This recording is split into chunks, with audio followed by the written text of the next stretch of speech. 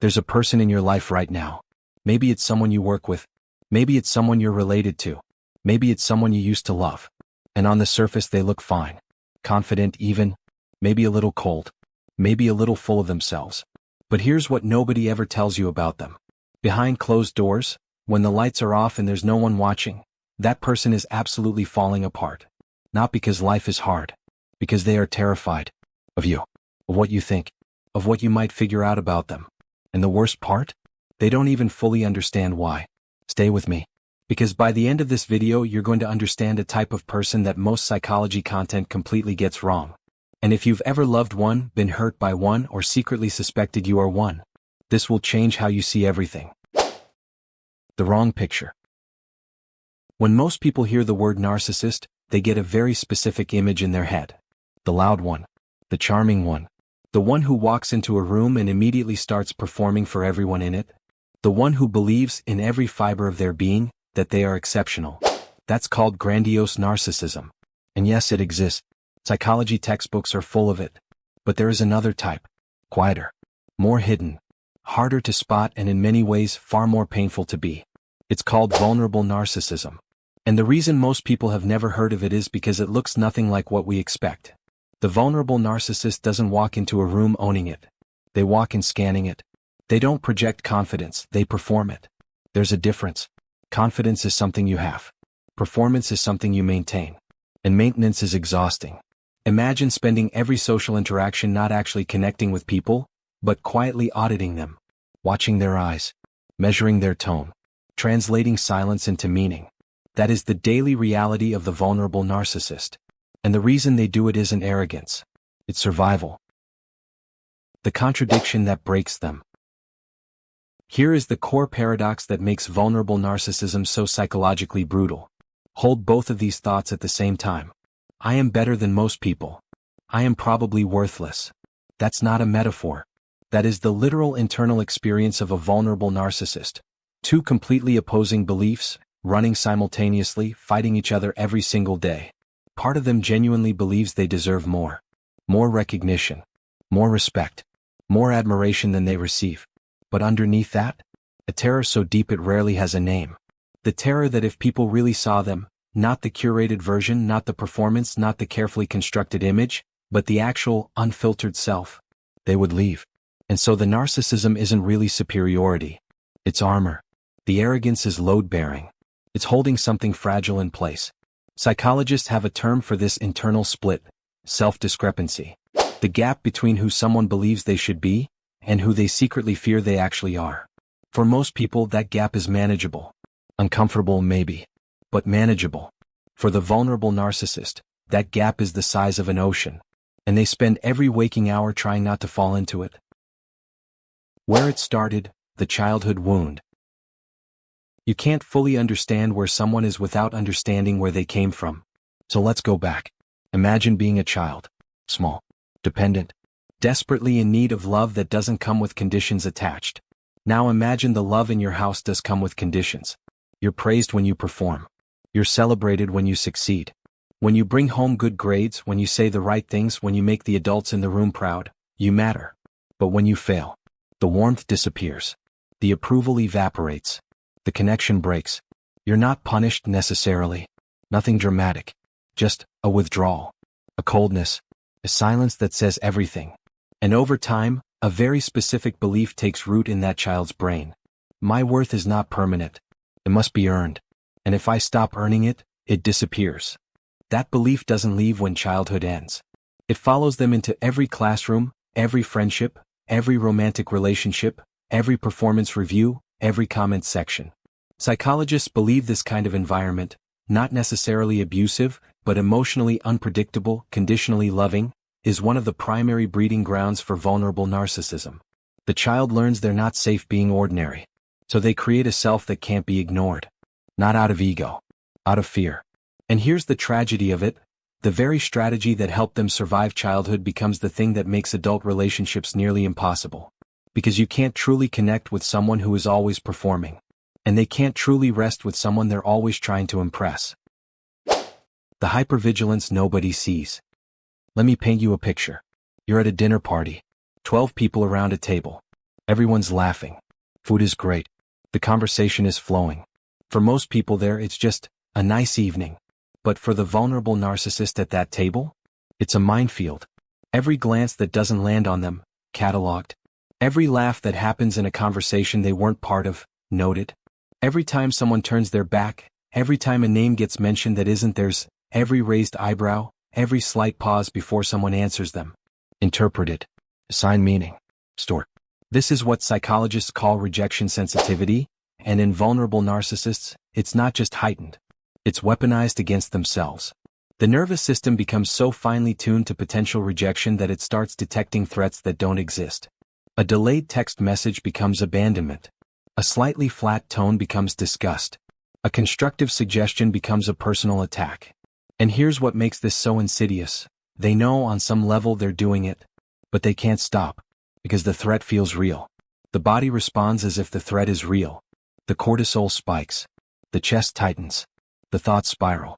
All of this, because someone took 7 hours to reply to a text. And when you live at that level of hypervigilance for years, decades, you don't just become exhausted. You become reactive, unpredictable, defensive, sometimes explosive, sometimes withdrawn, but always underneath it, running from the same original fear. The comparison trap. Tell me if this sounds familiar. Someone you know can't celebrate anyone else's success without making it about themselves. A friend gets a promotion, and suddenly they're talking about their own career timeline.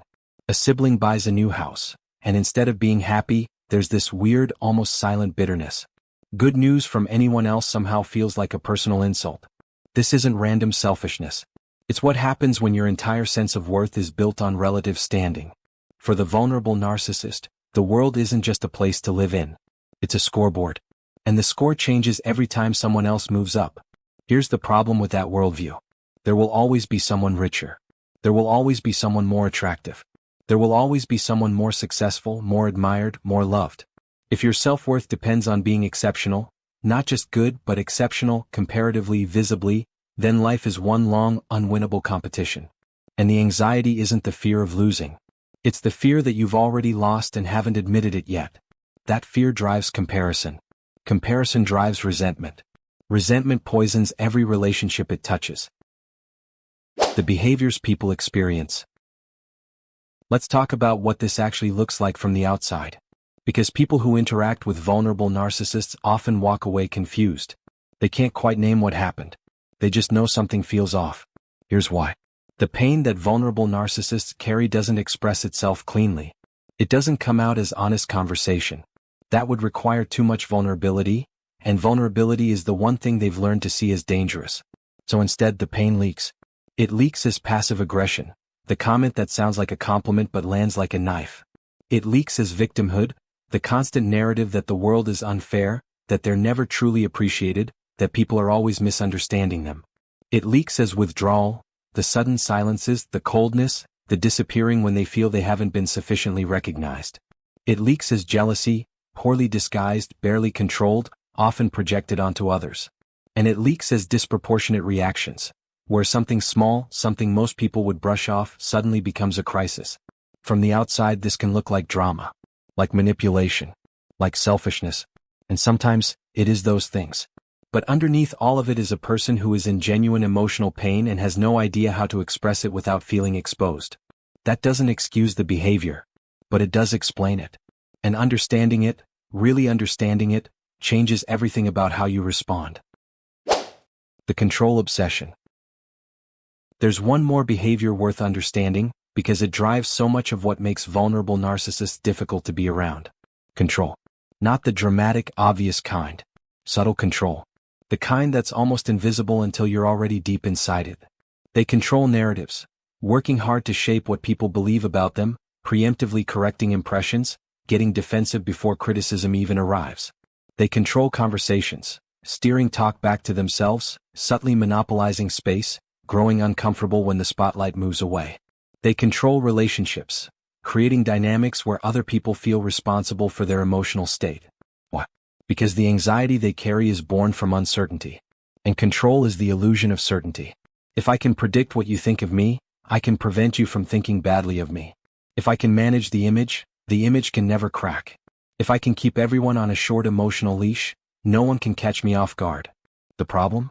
Control is not connection. And the harder they grip, the more people slowly pull away, which sends the whole cycle spinning again. The trap of validation. Here is the cruelest part of this entire disorder. And I want you to really sit with this, because it's the reason vulnerable narcissists often never get better without serious self-work. The thing they want most, validation, admiration, approval, cannot give them what they're actually looking for. It can't because external validation does not reach the part of them that's in pain. It's like trying to fill a punctured container. You keep pouring. The level briefly rises. Then it drops again. And so you pour more. More compliments. More reassurance. More recognition. More admiration. And the anxiety comes back anyway. Because the wound is not out there in the world where other people can reach it. The wound is inside. And no number of likes, compliments, achievements, or standing ovations can close a wound that lives in the part of themselves they've never been willing to look at. This is why you can know someone who appears to have everything, success, beauty, status, relationships, and they are still anxious, still empty, still chasing something they can't name. The world sees confidence. They feel fear. The world sees self-importance. They experience shame.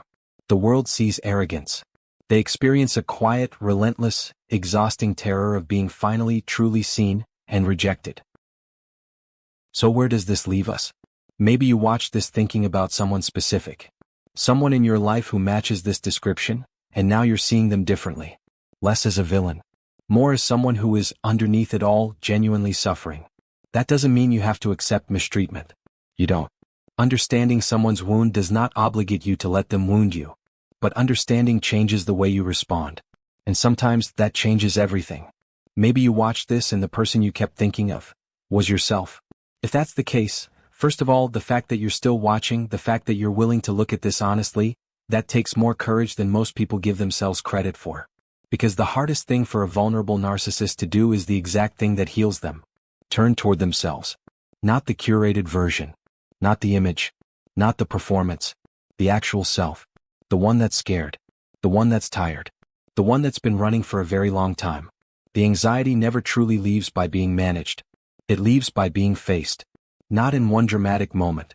Not overnight. But slowly, painfully, honestly, through therapy, through self-examination, through learning to tolerate the discomfort of being seen without immediately controlling what's seen. The deepest human fear is not failure. It's being truly known and found inadequate. Vulnerable narcissists simply reveal what happens when that fear becomes the architect of an entire personality. And in recognizing that, we recognize something in all of us. The desire to be loved for who we are, not who we perform ourselves to be. If this video resonated with you, share it with someone who needed to hear it. Subscribe if you want more content that goes this deep. And leave a comment below. I'd genuinely love to know, who were you thinking of while you watched this? I'll see you in the next one.